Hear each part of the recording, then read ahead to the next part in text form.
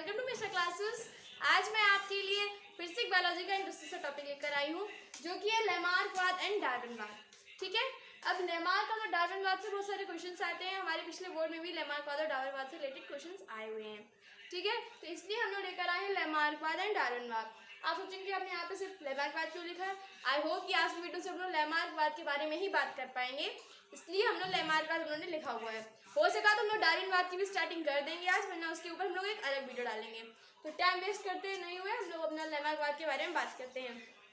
लेमार्कवाद क्या है, कुछ लोगों ने इसके बारे में सुना भी होगा, हमने भी मतलब जब लेमार्कवाद है तो क्या है। लेमार्क वैज्ञानिक थे, क्या थे, लेमार्क वैज्ञानिक थे जिन्होंने जैव विकास हेतु सिद्धांत दिया, जिसे लेमार्कवाद कहते हैं। लेमार्क जो वैज्ञानिक थे, क्या वैज्ञानिक का नाम है लेमार्क। ओके, नाम है वैज्ञानिक का लेमार्क। यानी कि जो लेमार्क वैज्ञानिक थे उन्होंने जैव विज्ञान के लिए सिद्धांत दिया। ठीक है, क्या दिया, जैव विज्ञान के लिए एक सिद्धांत दिया जिसे हम लोग लेमार्कवाद कहते हैं। किसने दिया था, लेमार्क ने। अगर लोग कोई पूछे लेमार्कवाद के जनक कौन है तो लेमार्क है। और लेमार्कवाद की डेफिनेशन भी हम लोग यही लिख सकते हैं कि लेमार्क वैज्ञानिक ने जीव विज्ञान हेतु सिद्धांत दिए जिसे हम लोग लेमार्कवाद कहते हैं। तो कौन वैज्ञानिक थे, लेमार्क। ठीक है, अब लेमार्क इसमें जो लेमार्कवाद में डेफिनेशन से पहले हम लोग समझेंगे। लेमार्कवाद में उन्होंने एक पुस्तक लिखी थी लेमार्क जी ने, जिसका नाम लेमार्क द्वारा लिखित पुस्तक। हम लोग ऐसे हेडिंग डाल लेंगे यहाँ पर, ये बहुत इंपॉर्टेंट है, इसे आप लोग नोट कर लेना। ओके, लेमार्क द्वारा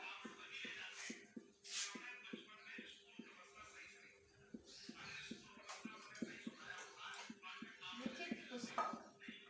ठीक है, अब लेमार्क द्वारा लिखित पुस्तक जो है उसका क्या नाम है। ठीक है, लेमार्क द्वारा लिखित पुस्तक का नाम है फिलोसफिक जूलॉजी। ठीक है, क्या है, फिलोसफिक जूलॉजी। क्या है, फिलोसफिक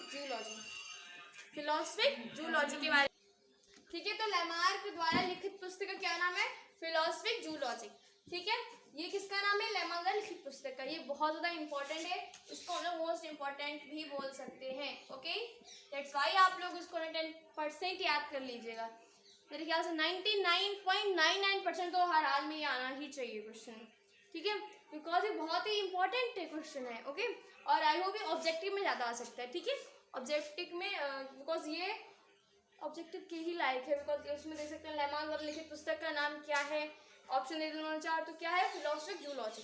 ठीक है, ये आप लोग नोट कर लेना। ठीक है, हम लोग बात करेंगे लेमार्कवाद में मतलब किस चीज़ के को निर्धारित करता है लेमार्कवाद। तो लेमार्कवाद निर्धारित करता है उपार्जित लक्षणों की, क्या है बुक में, लेमार्कवाद उपार्जित लक्षणों की वंशागति को निर्धारित करता है। बहुत बड़ा है, हम लोग सिर्फ उसमें इतना याद रखेंगे, लेमार्कवाद उपार्जित लक्षणों की वंशागति को निर्धारित करता है। जैसा कि हम लोगों ने नोट्स तैयार किए हैं उसमें हम लोगों ने सिर्फ इतनी डेफिनेशन ही लिखी है, बिकॉज हम लोग शॉर्ट में समझेंगे। जब हम लोग शॉर्ट में समझ लेंगे तो हम लोग लॉन्ग आराम से अपना बना सकते हैं। ठीक है, ओके, तो क्या है, लेमार्कवाद उपार्जित लक्षणों की वंशागति को निर्धारित करता है। क्या करता है लेमार्कवाद,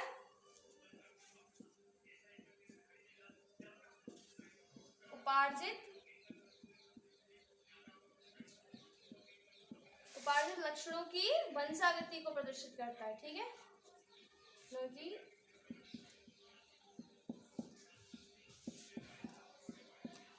वंशागति को निर्धारित करता है। ठीक है, ओके, सिर्फ इतनी मेन चीज 4 वर्ड से, उपार्जित लक्षणों की वंशागति। ओके, हम लोगों ने ये याद कर लिया तो पूरा हमें याद हो जाएगा। सेंटेंस लगता है बच्चे तो हम लोग हैं, सेंटेंस हम लोग ना बना पाए। ओके, ठीक है, तो ये चीज आप ध्यान रखना। अब बात करेंगे लेमार्कवाद की विशेषताओं के बारे में। ठीक है, हम लोग बात करेंगे लेमार्कवाद की विशेषताओं के बारे में। हम लोगों ने क्या क्या समझा अभी, लेमार्कवाद क्या है, लेमार्कवाद ने कौन सी पुस्तक लिखी और उन्होंने कौन मतलब क्या चीज़ हमें दी है लेमार्कवाद की डेफिनेशन। ठीक है, अब हम लोग क्या समझेंगे, लेमार्कवाद की विशेषताएं। ओके, लेमार्कवाद की विशेषताओं सबसे पहले आते हैं वातावरण का प्रभाव। ठीक है, यानी कि वातावरण के प्रभाव से उन्होंने क्या सोचा कि उन्होंने वातावरण के प्रभाव को लिया लेमार्क ने, तो उसके बारे में हम लोग बात कर रहे हैं। तो सबसे पहली विशेषता है इसकी, वो क्या है, वातावरण का प्रभाव।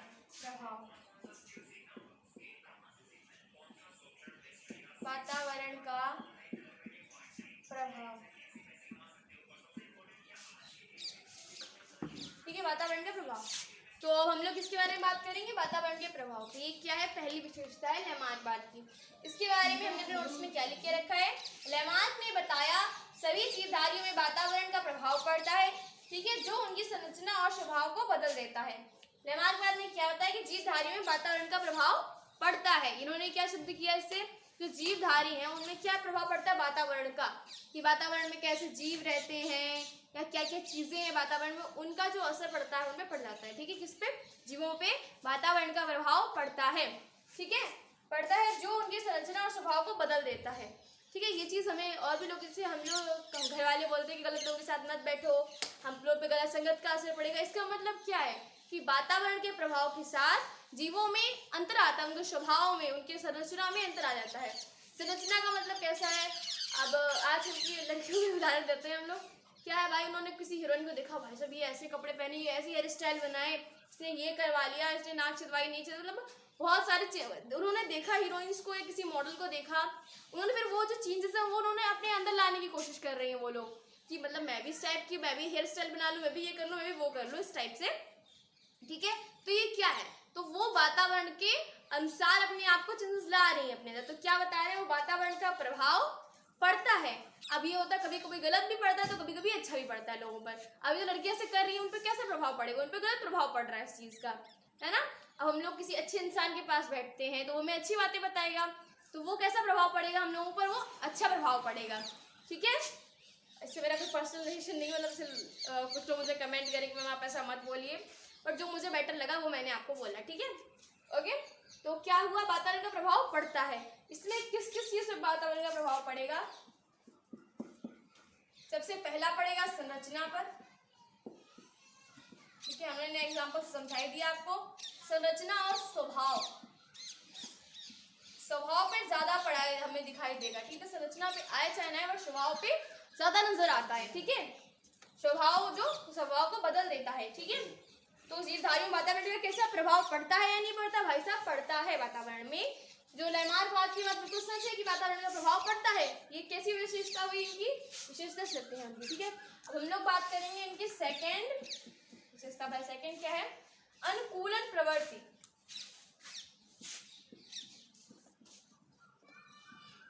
अनुकूलन प्रवृत्ति, ठीक है। अनुकूलन प्रवृत्ति से इनका क्या तात्पर्य हम लोग पढ़ेंगे, पहले भी नोट्स में क्या समझेंगे। क्या है? सभी जीवधारियों में यह प्रवृत्ति पाई जाती है। सभी जीवधारी वातावरण के अनुकूल अपने शरीर को ढाल लेते हैं, ठीक है। वातावरण के अनुकूल ढालने का मतलब क्या हुआ यहाँ पर? वातावरण के अनुकूल इसलिए कि कभी मौसम बहुत सर्दी की टाइप का मौसम हुआ है, अभी गर्मियाँ चल रही हैं, तो हम लोग अपने घर में कहीं AC लगवा रहे हैं, कूलर लगवा रहे हैं, फैन वगैरह ऑन रखते हैं। ये क्या है? ये हम लोग उस वातावरण में ढल रहे हैं, ठीक है। मतलब इस वातावरण में हम लोग क्या चीज़ की जरूरत पड़ेगी, इस हिसाब से हम लोग क्या करें? ढल रहे हैं। ऐसे सर्दियों के मौसम में हम लोग रजाई का यूज़ करते हैं, हीटर वगैरह यूज़ करते हैं। ये क्या हुआ? ये हम लोग क्या है? अनुकूलन प्रवृत्ति है, ठीक है। इसका इनका जो तात्पर्य है वो कहने का ये है कि जो सभी जीवधारी होते हैं वो वातावरण के अनुकूल अपने शरीर को ढाल लेते हैं, ठीक है। और बहुत सारे एग्जाम्पल होंगे, बट हम लोग अपने रियल लाइफ से रिलेटेड एग्जाम्पल लेंगे तो हमें ज़्यादा अच्छे से समझ में आएगा, ठीक है। तो अब हम लोग अब ये इनके दो हो गए, अब तीसरे के बारे में बात करेंगे। तीसरे के बारे में क्या? हाँ, इसके अनुकूल प्रवृत्ति में उन्होंने क्या बताया? शरीर को ढालना, ठीक है। शरीर को ढालना किसके अनुसार ढालेंगे हम लोग? वातावरण के अनुसार ढाल लेंगे, ठीक है। ये चीज है, बना में तेरे शरीर को ढाल लेते हैं, किसके अनुसार ढालेंगे? यहाँ पर वो लोग वातावरण के अनुसार ढालेंगे। ये चीज इंपॉर्टेंट है। अंगों का प्रयोग और अनुप्रयोग, ठीक है। अंगों का प्रयोग और अनुप्रयोग,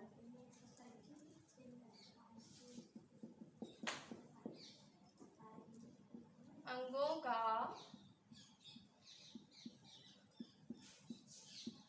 प्रयोग और अनुप्रयोग।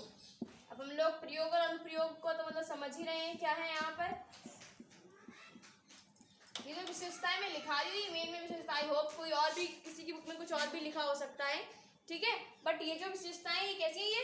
ये जो मेन जो मुझे इंपॉर्टेंट लगी वो मैंने आपको लिखाई। और भी आपकी बुक्स में बहुत अलग अलग भी मिल सकती हैं आपको, बट ये चारों जरूर मिलेंगी, ठीक है। तीसरे क्या है, अंगों का प्रयोग और अनुप्रयोग। प्रयोग का मतलब क्या, जो चीज हम लोग यूज में लेकर आ रहे हैं। अनुप्रयोग का मतलब क्या, जो चीज हम यूज में नहीं ले रहे हैं वो क्या हुई, वो अनुप्रयोग हुई हमारे लिए, ठीक है। वो यूजफुल नहीं है, हमारी यूजलेस चीज है वो, ठीक है। तो कुछ पार्ट्स होते हैं हमारी बॉडी के वो हमारे लिए यूजफुल होते हैं और कुछ यूजलेस होते हैं, ठीक है। अब क्या है, लेमार्क वैज्ञानिक ने बताया था जीवधारियों के पूर्वज ने जिन अंगों का प्रयोग ज्यादा किया अगली पीढ़ी में विकसित हो गए, जिन अंगों का प्रयोग नहीं किया वो विलुप्त हो गए। उन्होंने क्या बोला कि लाइक जो उन्होंने ज्यादा जीवों ने जिस चीज का प्रयोग किया, ठीक है, वो जो उनकी अगली पीढ़ी आती उसमें उन्होंने क्या किया, उस चीज का यूज था, वो चीज दिखी, बट जिस अंग का उन्होंने यूज नहीं किया, जिस बॉडी पार्ट का, वो उनकी जो नेक्स्ट पीढ़ी आई है उसमें वो नहीं दिख रही है हमें, ठीक है। ये क्या थे इनके अंगों का प्रयोग और अनुप्रयोग, ठीक है। इसमें क्या हुआ, जिनका प्रयोग किया गया वो अगली पीढ़ी में ज्यादा विकसित हुए और जिनका प्रयोग नहीं किया वो विलुप्त हो गए, ठीक है।